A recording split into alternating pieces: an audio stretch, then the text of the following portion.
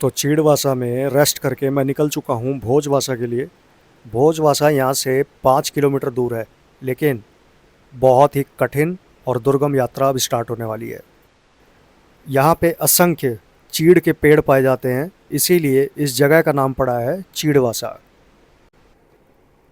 धूप एकदम सर पे आ गई है और मैं यहाँ खड़ा हूँ छाए में, और हवा इतनी तेज़ चल रही है और नदी का शोर आप सुनिए कितना तेज़ और कितने प्रचंड वेग से भागीरथी नदी नीचे की तरफ जा रही है।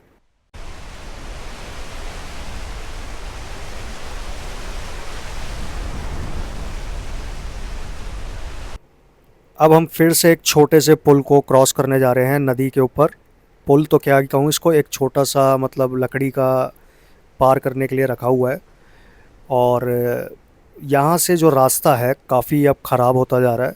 और जैसा कि मुझे पीछे चीड़वासा में लोगों ने बताया कि आगे रास्ता और ज़्यादा ख़राब होगा, तो धीरे धीरे मुझे चलने के लिए सजेस्ट किया था लोगों ने।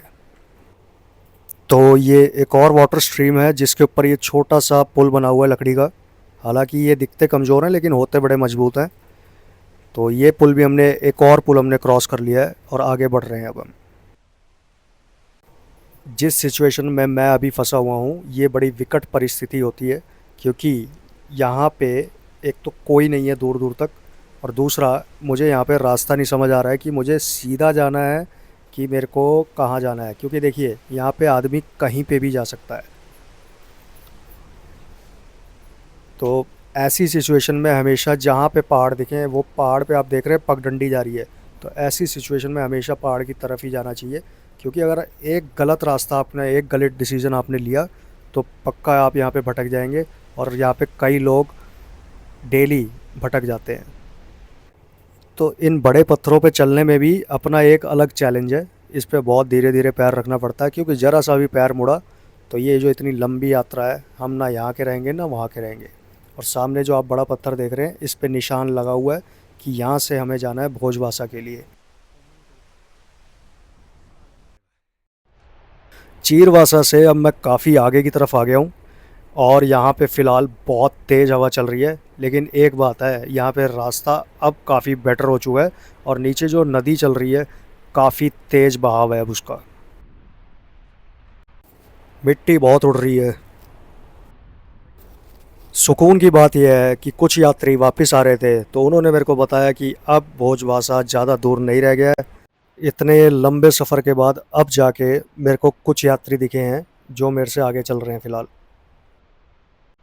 एक बात है कि इतना लंबा सफ़र था और चढ़ाई भी है और थोड़ा से हम ऊंचाई पे भी हैं, इसमें शरीर पक्का थका होगा। लेकिन ये जो सामने आप व्यू देख रहे हैं ना, इसी व्यू के सहारे ये जो आपको दृश्य दिख रहा है, इस दृश्य की वजह से मुझे रास्ते का बिल्कुल भी पता नहीं चला है।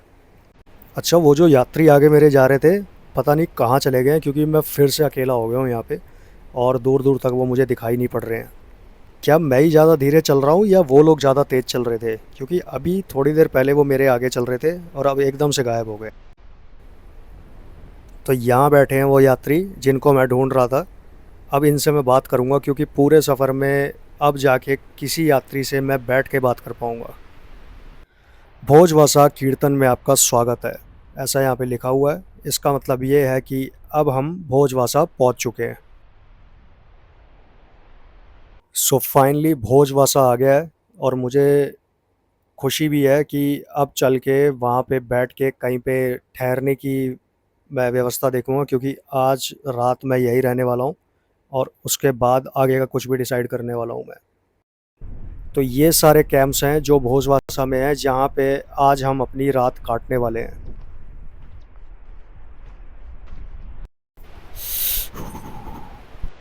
बहुत ठंड है इस वक्त, बता नहीं सकता आपको। इस वक्त इतनी ठंड है यहाँ पे, हड्डी गला देने वाली ठंड है। तो इस वक्त मैं हूँ भोजवासा में, और बिल्कुल शाम हो गई है और रात होने को ही है अब। भोजवासा मैं यहाँ पे दोपहर में ही पहुँच गया था, और आते ही सबसे पहले मैंने यहाँ पे ठहरने की व्यवस्था की। और जब व्यवस्था हो गई तो मुझे ऐसा लगा कि 10 मिनट के लिए मैं रेस्ट कर लेता हूँ। और यकीन मानिए मैं सीधा उठाऊँ 2 घंटे के बाद, शरीर थका हुआ था। लेकिन अब शाम को जब मैं उठाऊँ तो ठंड काफ़ी है।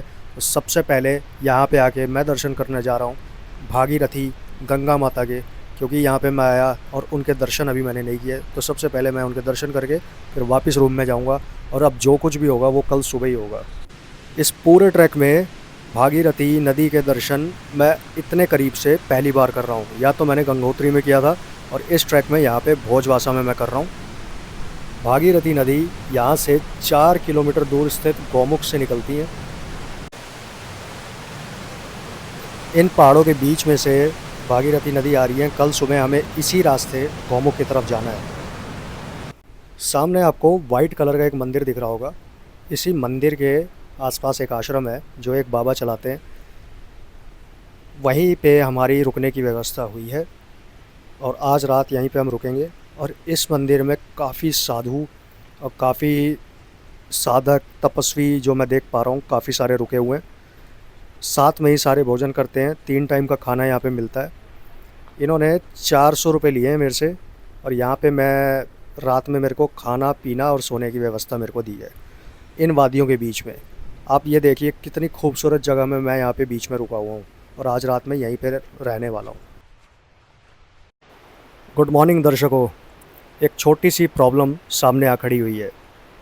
भागीरथी नदी को क्रॉस करने के लिए हमको ये जो आप सामने ट्रॉली देख रहे हैं हल्की सी पीली कलर की, इसमें बैठ के सामने से कोई रस्सी से इसको खींचता है तो यहाँ से एक व्यक्ति दूसरे नदी के छोर पे जा सकता है।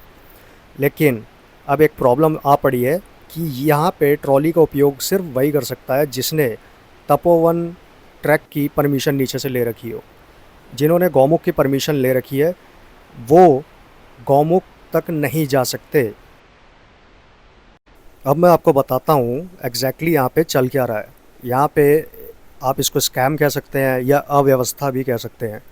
मैंने नीचे से 200 रुपये में गौमुख की ट्रैक की परमिशन ली थी, जो कि सरकारी रेट यही है। अगर कोई भी व्यक्ति नीचे से आएगा तो गौमुख की परमिशन का मतलब वो ये समझेगा कि हम गौमुख तक जा सकते हैं। और जो दूसरा ट्रैक है वो है आपका तपोवन का ट्रैक। जो गौमुख का ट्रैक है वो यहाँ से जो आप ये ऊपर पर्वत के ऊपर पगडंडी देख रहे हैं इसके ऊपर से जाते हैं। और अगर आप उस पर्वत से जाएंगे तो गौमुख आपको सिर्फ 1.5 किलोमीटर दूर से दिखेगा। आप वहाँ पे जा नहीं पाएंगे, वहाँ पे जल को छू नहीं पाएंगे, गौमुख के दर्शन पास से नहीं कर पाएंगे, केवल 1.5-2 किलोमीटर दूर से देख पाएंगे। अगर मुझको गौमुख का जल लाना है तो मुझे तपोवन ट्रैक की पर्ची लेनी पड़ती, और तपोवन ट्रैक के लिए गाइड करना कंपलसरी है। नीचे गाइड की खुली लूट है। 10 से 15 हज़ार रुपये ये मांगते हैं गाइड के। अगर आपके पास गाइड नहीं है तो आप तपोवन ट्रैक पे नहीं जा सकते, क्योंकि वही गाइड आपकी ट्रॉली को खींचेगा और आप नदी के उस पार जा सकते हैं। अब कोई चारा नहीं है, मुझे जल यहीं से लेके जाना पड़ेगा। अब तो जल मैंने ले लिया है, भोजवासा भागीरथी नदी का जल। गौमुख यहाँ से 4 किलोमीटर दूर है, लेकिन आज मैं वहाँ नहीं जा पाया, क्योंकि वो कहावत तो आपने सुनी होगी, तेरी रज़ा में मेरी रज़ा है और मज़ा ही मज़ा है।